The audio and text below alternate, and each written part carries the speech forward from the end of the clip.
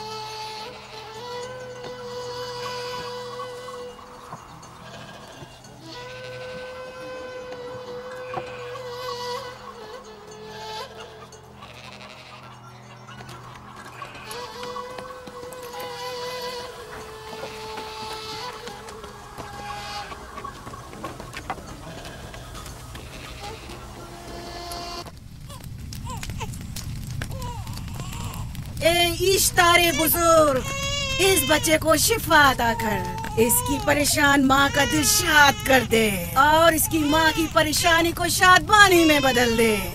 ए मेरे खुदा, इस बच्चे को शिफा अता कर। इस बच्चे की माँ ये अहद करती है कि तेरी बारगाह तेरे हुजूर में कीमती नजराने पेश करेगी।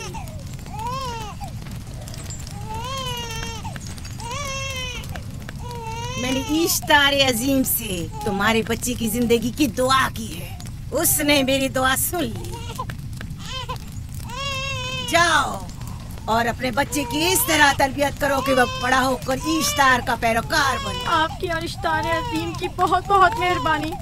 इश्तारे मेहरबान पे दुरूद सलाम हो। आपकी बहुत बहुत मेहरबानी। मेरा बच्चा मौत के दहाने पर था, आपने उसे नई जिंदगी बख्शी। इश्तारे अजीम बुजुर्ग इश्तर को सलामत रखे, इश्तर की हिफाजत फरमाए।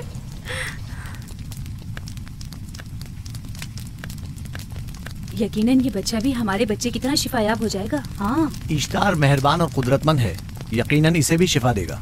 यकीनन ऐसा ही है। चलें। चलो चलें। ये तुम लोगों को क्या हो गया है?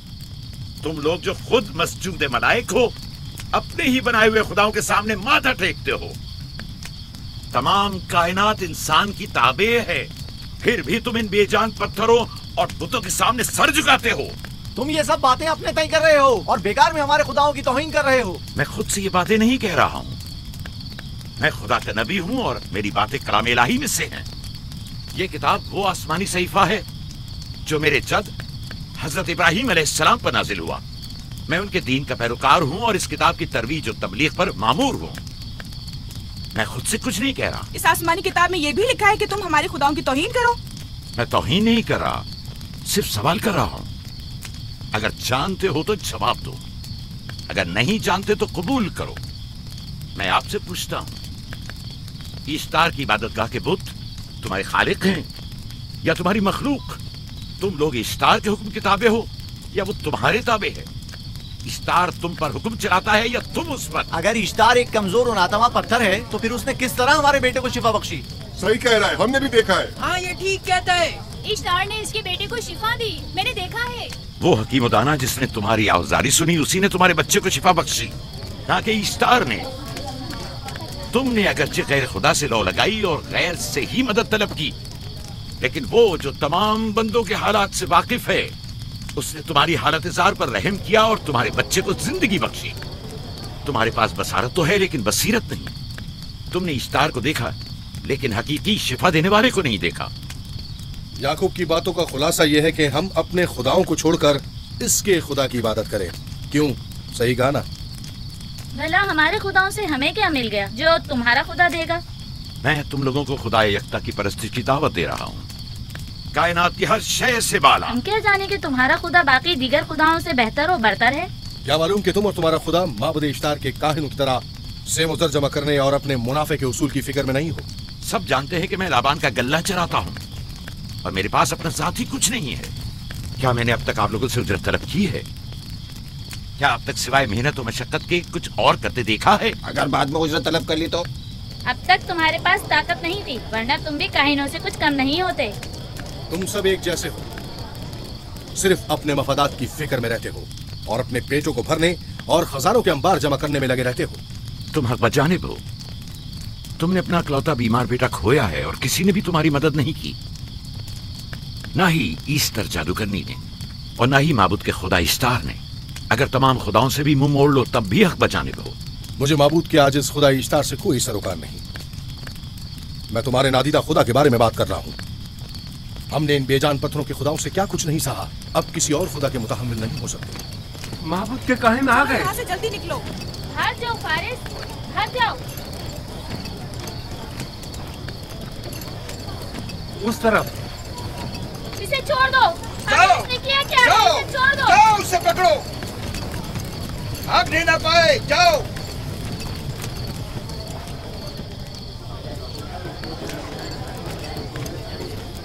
अगर हाकिम लाबान के दामाद ना होते तो तुम्हारे साथ वो करता के।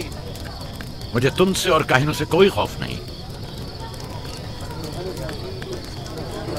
जाओ यहाँ से और मजीद याकूब की कुफर आमेज बातों पर कान मत धरो। क्या दिखाई नहीं दे रहा कि याकूब की कुफर आमेज बातों की वजह से फदान को कहत का सामना है? चलो चलो यहाँ से चलो, गजब नाज़िल हो जाए। चलो चलो यहाँ से जल्दी चले। चलो चले। चलो जाओ। चलो चलो यहाँ से जल्दी करो। आ जाओ तुम भी आ जाओ। चलो भाई तुम भी यहाँ से चलो।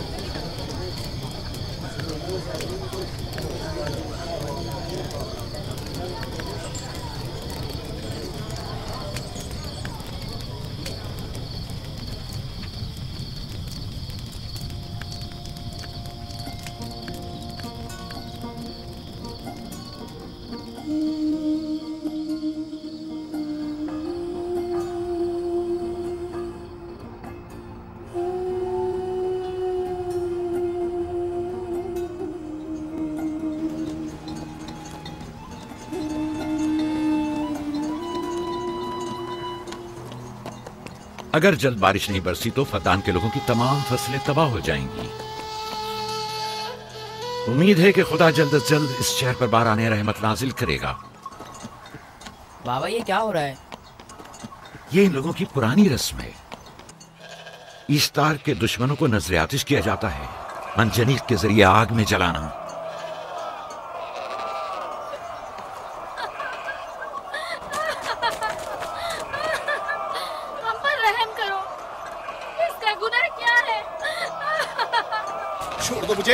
छोड़ दो मुझे।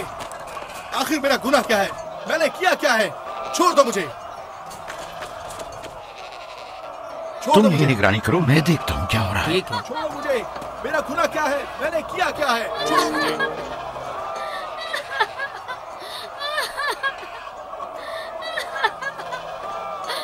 हम पर रहम करो। छोड़ दो मुझे। छोड़ दो मुझे। मेरा गुनाह क्या है? मैंने किया क्या है? छोड़ो मुझे। छोड़ दो मुझे। इसे छोड़ दो। याकूब चरवाहा है, हाकिम लाबान का भांजा। बहुत रहम करे। फारिस ने कुछ नहीं किया। यही सजा है। फद्दान के लोगों, मेरी मदद करो, मैं बेगुनाह हूँ। फारिस को सजा मिलनी ही चाहिए।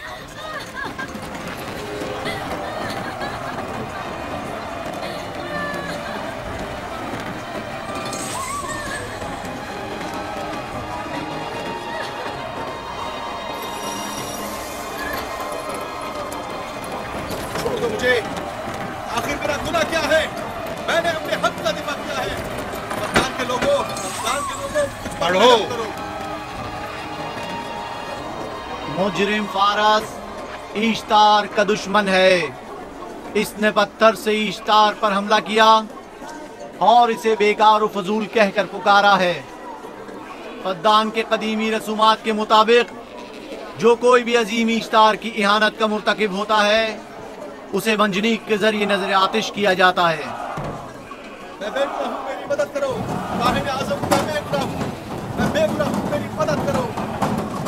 फद्दान के लोगों, मेरी मदद करो, मुझ पर रहम करो, मैं बेगुनाह हूँ। मैं फद्दान के लोगों, मैं फद्दान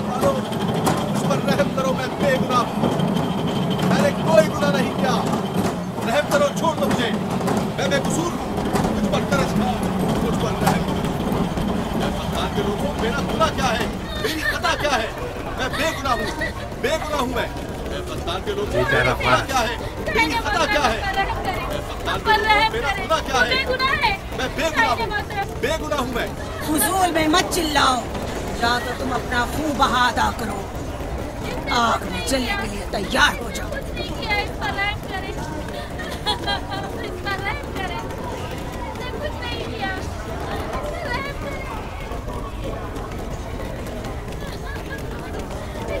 इसका खून बहा कितना है मैं अदा करता हूँ। तुम अदा करोगे? क्या? वो खुद इश्तार के दुश्मनों में से है।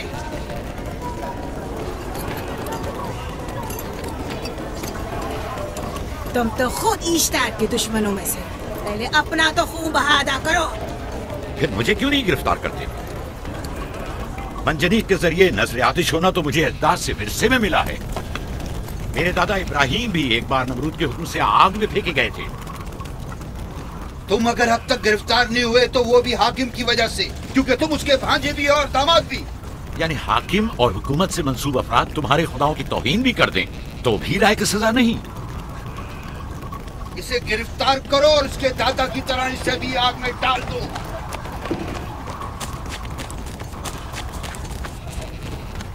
छोड़ो मुझे, छोड़ो मुझे, मैंने कहा छोड़ो मुझे। यहाँ क्या हो रहा है?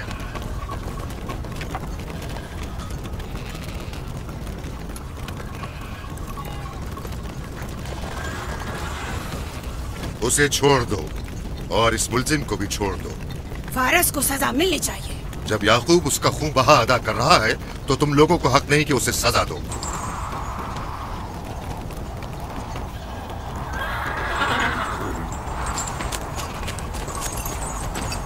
इसे आजाद मत करो।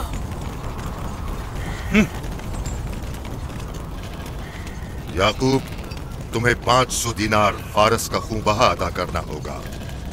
मुझे कोई एतराज नहीं, मैं ये रकम अदा कर दूंगा।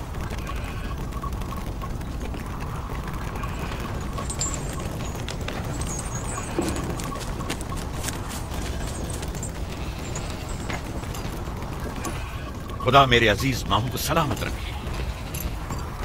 आखिर में कब तक तुम्हारी हिफाजत करूं कि तुम पर कोई मुसीबत ना आए?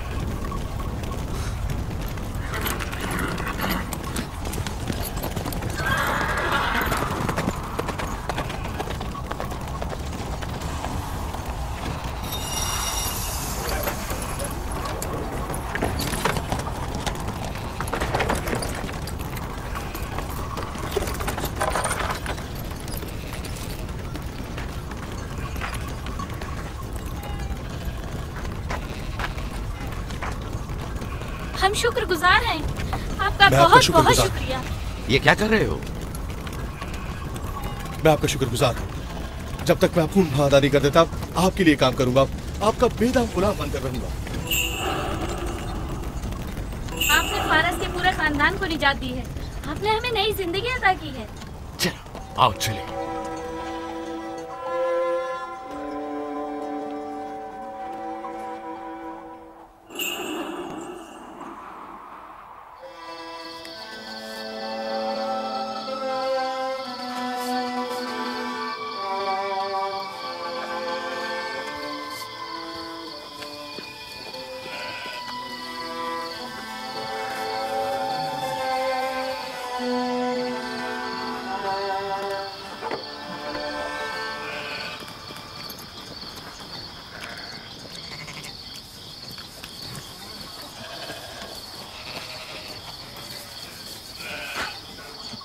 अच्छा आदमी है, बेचारा हमेशा काम में जुटा रहता है।